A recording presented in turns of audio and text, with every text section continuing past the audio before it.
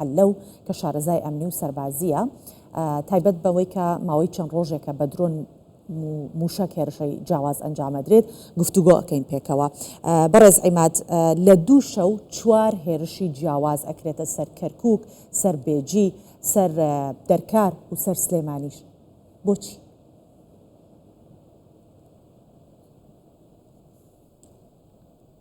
بسم الله الرحمن الرحيم. بنای خۆی بژندە میهرەبان سپاس بۆ میوانداریکردنم لە ڕاستیدا ئەو عملیات هەڵمەتانە هاوشێوەن لێک دەچن لەگەڵ ئەوانەی بە ئاراستەی سەربازگەی تاجی بوون تا تەنانەت لە بنکەی ئیمام عەلی بنکەی سەربازی ڕای ئەو لانانەشی کە دەکرێت لە پشت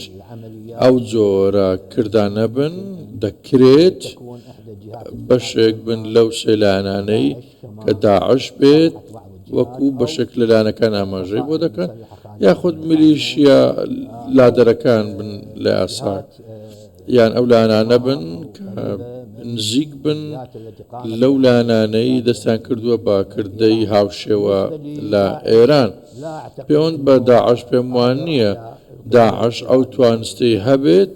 ئەو جۆرە کردانە ئەنجام بدات و بەتابەت لە دیاریکردنی ئامانجەکان، چونکە ئەو توانستەی بەردەست نییە بۆ ئەوەی خۆی لە شوێنی جێگیردا کۆبکاتەوە، توانستی دروستکردنی ئەو پێکهاتە درۆنیانەی هەبێت یاخود ئەوانەی کە بەکار هاتوون لێرچەکان. پەیوەستیش بە ملیشە چەکدارەکان ئەوانەی لە یاسا لا دەرن بە هەمان شێوە ئەوان لێکتێگەیشتنیان لەگەڵ حکوومەتی فیدراڵی هەبووە بۆ ئەوەی ئامانجی پەیوەست بە بەرژەوەندی ئەمریکیەکان بگرێتەوە. لایەنی دیکە کە دەکرێت لە پشت ئەو جۆرە ئامانجانە بێت مۆساد بێت. بۆچی؟ چونکە ئەو کردانە بەوە جا دەکرێنەوە کە فرە ئامانجیان هەیە نزیکە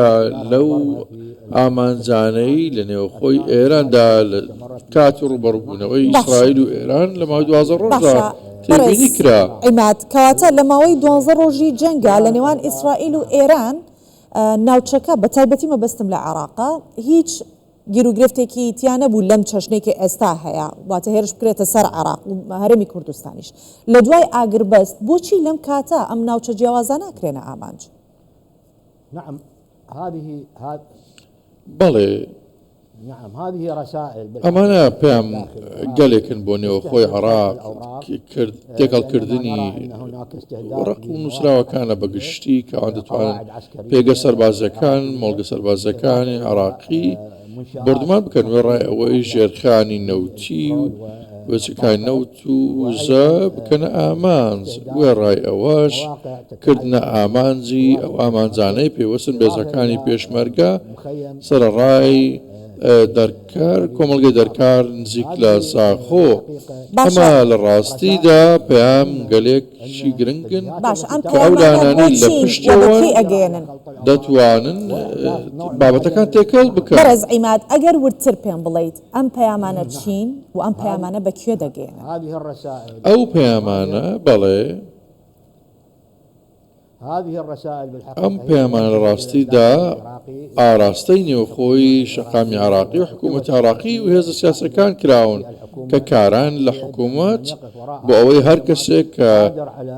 ئەوانەی لە پشت ئەو هێرشانن دەتوانن لە هەر کاتێک جێرەشێوێنی و پشەوی بنێنەوە سەقامگیری بخەنە ژێر هەڕەشەوە. باشە، بۆ عێراق چه هەڵوێستێکی فەرمی دەبێت کەواتە ئەگەر لەو پەیامانەدا ئەمە گەڵاڵت دەکرێت؟ الأسلحة نعم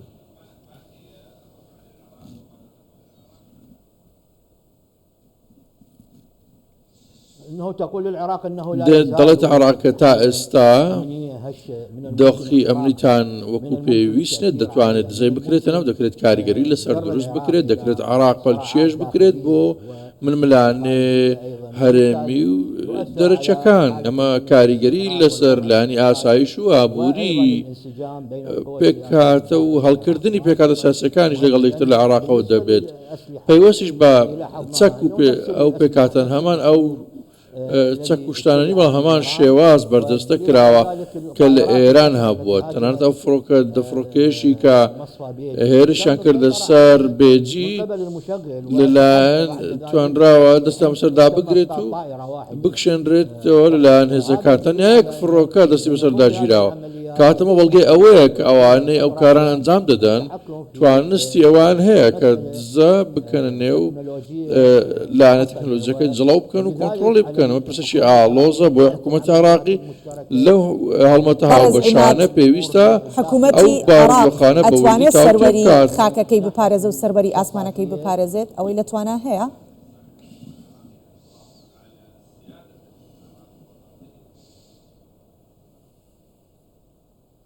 بالتأكيد هاي المسألة هي بەدڵنیایی ئەم پرسە داواکراوە لە حکوومەتی عێراق لەو ئاستادا بێت بەڵام ئایا حکوومەتی عێراقی توانست و کەلوپەل و پێداویستانەی هەیە بتوانێت سەروەری عێراقی لە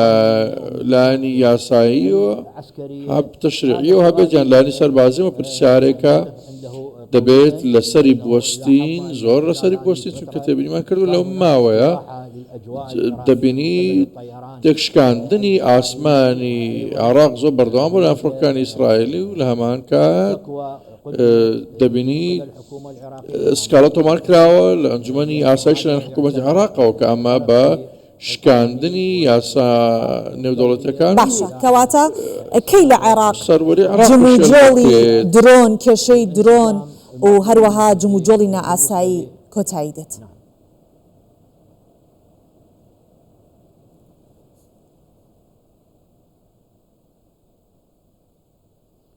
هذا بالتأكيد عندما تكون هناك بەدڵنیاییەوە کاتێک پێکاتێشی هەواڵگری و شێخوڕی تۆکمە دەبێت هێزارەکان دەکات بتوانێت چاودێری ئەمە بکات ئەوانەیە ئەو جۆرە چەکانە بەکاردێنن لە دەرەوەی جڵەوی دەوڵەت دەبێت کاردانەوەی خێرا هەبن بۆ ئەو جۆرە کردارانە کە تێکشکێنەری ئاسایش و سەقامگیری عێراقن وێڕایەوەش ئەو پرسانە دەبێت کۆتاییان پێبێت ئەو دیاردانە کە دڵە ڕاوشێ لە نێو هاوڵاتی عێراقیەکان بڵاو دەکەنەوە کاریگەری لەسەر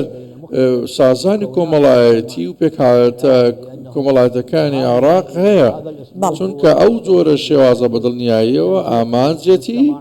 کۆمەڵگە لە بەریەکدا بترازێنێت و زۆرێک لە نەمانی متمانە لە نێوان پێکهاتەکان بافرێنێت بەهۆی ئەو جۆرە فرەیە هەیە لە هەمان کات دەکرێت فرەی تۆمەتەکانیش بۆ شرێنەوە وەکو دەرەنجام